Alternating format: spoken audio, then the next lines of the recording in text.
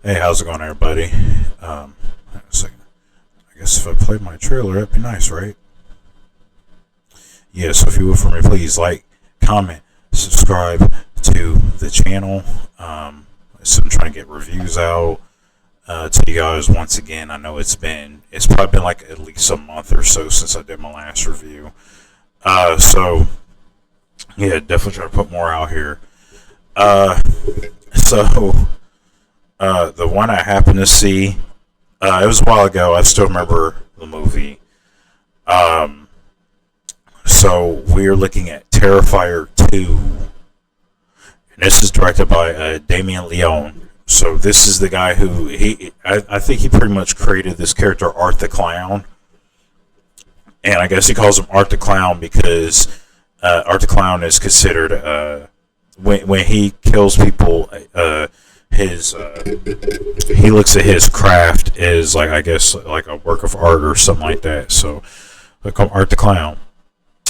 I don't really know too many of the actors in here, but this is a very low budget film. If I recall, I think the budget on this is only $250,000, so only quarter million, and it made 15. It made over $15 million, so it definitely profited. And what I think is impressive about this movie is the fact that the guy is an independent director too. This wasn't distributed by Hollywood. This wasn't distributed too much by any other outlet or whatever. And it's getting good reviews. The movie's getting amazing reviews.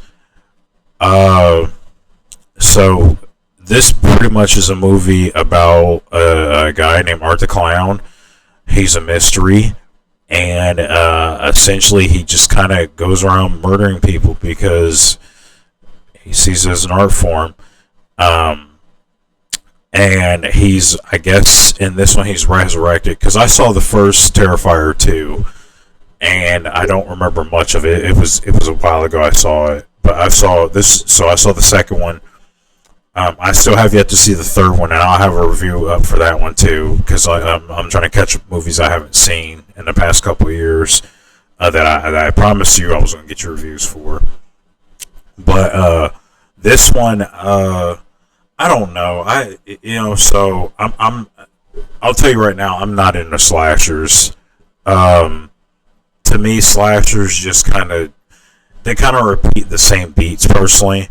And while this one is really sadistic and it's disgusting, there's a lot of violence in it.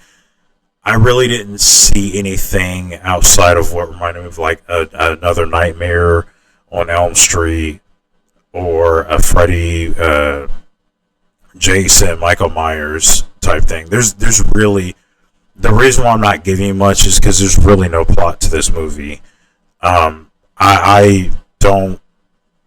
The plot to this is like the plot to this is so backseat. It's on the back burner.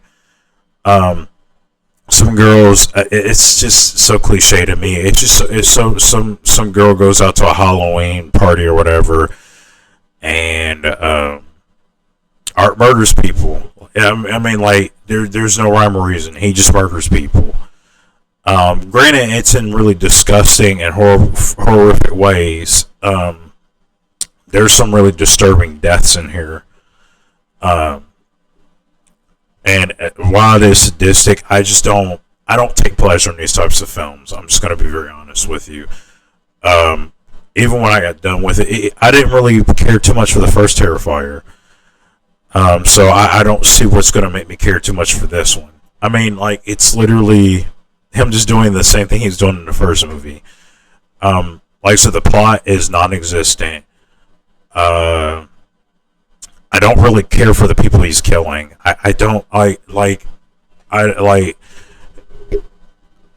because like I said, all these horror films they do is they put people in front of you that are going to die, and while that's fine and dandy, and this kind of harkens back to like Texas Chainsaw Massacre, because if you look at the budget on this, I like how Damien Leone actually actually used the low budget to his advantage. This only cost him $250,000. I think the first movie is even lower than that. Um, That really did good, So he's already, like I said, I have to review the third one. He's already talking about doing a Terrifier 4. But the whole time I was watching this, I was really disconnected from this movie. It's like I say, it's getting good reviews. So apparently it's not for me. My opinion doesn't matter. I'm pretty sure there's people who do like these types of movies. I just don't care for these.